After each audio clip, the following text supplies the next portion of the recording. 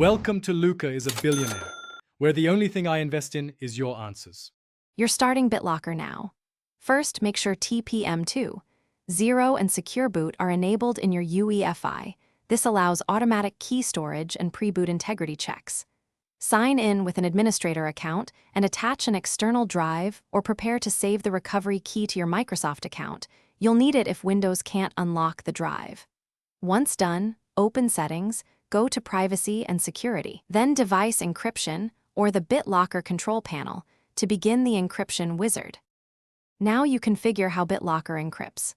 Select the target drive, usually the OS drive first, and pick Authentication, TPM only for seamless unlock, or TPM plus PIN or password if you want stronger protection.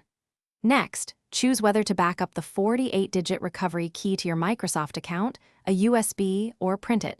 Save it in at least 2 secure places. Then select Encryption Mode, XDSAES 128 or 256, and choose to encrypt. Finish by starting the encryption and then rebooting to confirm pre-boot behavior and authentication prompts. You should test the recovery key immediately. Suspend Bitlocker, then attempt recovery to ensure access.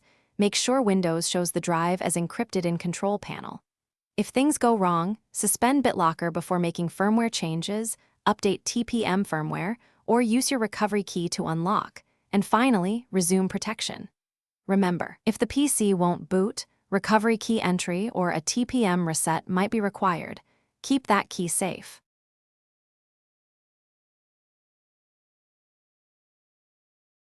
Thanks for watching and please subscribe. It's the best investment you'll ever make.